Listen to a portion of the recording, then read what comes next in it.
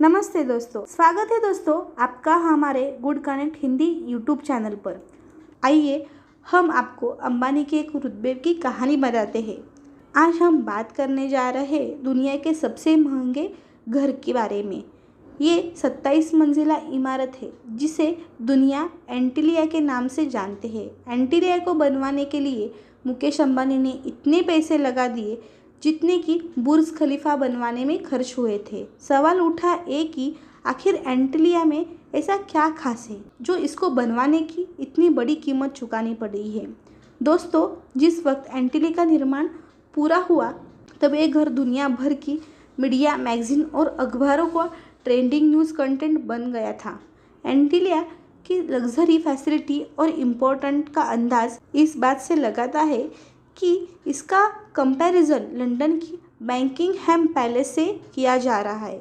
एंटीलिया के भीतर cook, gardener, plumber, electrician, driver जैसे लगभग 600 आदमी का स्टाफ काम करता है। इतने बड़े और यूनिक अनोखे डिज़ाइन वाले घर बनाने का ठेका मुकेश अंबानी ने ऑस्ट्रेलिया की 2 कंपनी को दिया था। चलिए हम चलते हैं समय के उस बिंदु पर जहां एंटीलिया बनने की शुरुआत हुई। एंटीलिया बनाने की कहानी शुरू होती है जुलाई साल 2002 से। एंटीलिया बनाने में जितना पैसा खर्च किया शायद दुनिया का कोई बिजनेसमैन अपना घर बनवाने के लिए इतना पैसा खर्च नहीं करेगा। एंटीलिया बनाने के लिए मुकेश अंबानी ने पूरे 15,000 करोड़ रुपए खर्च किए।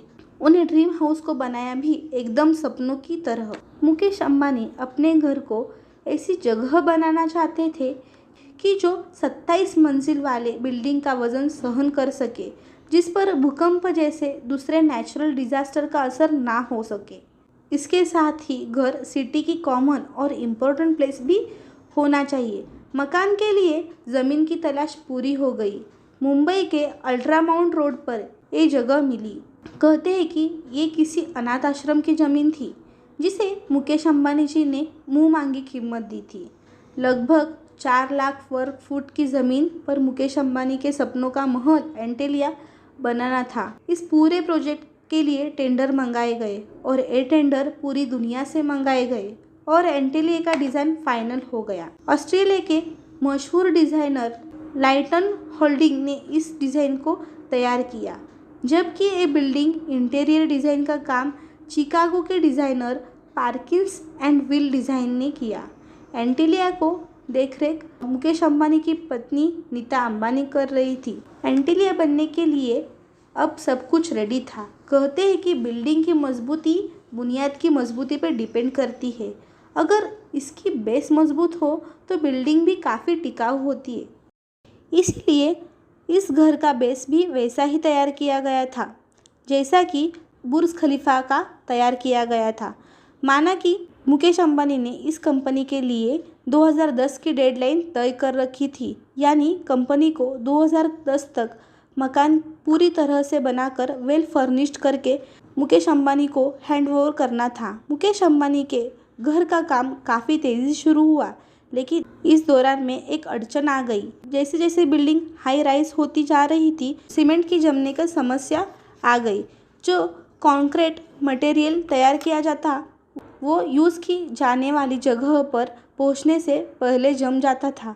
खास तौर से गर्मियों के सीज़न में ये समस्या कुछ ज़्यादा ही बढ़ गई और जब ऊपरी मंजिल में कंक्रीट का काम चलने लगा तब ऊपर पहुंचने से पहले जम जाया करता था और कंक्रीट का काम रात के वक्त किया गया और तेज़ी से काम करके एंटीलिया तैयार हो गया। और फिर साल 2012 में बड़े ही धूमधाम से मुकेश अंबानी और उनकी फैमिली ने गृह प्रवेश किया।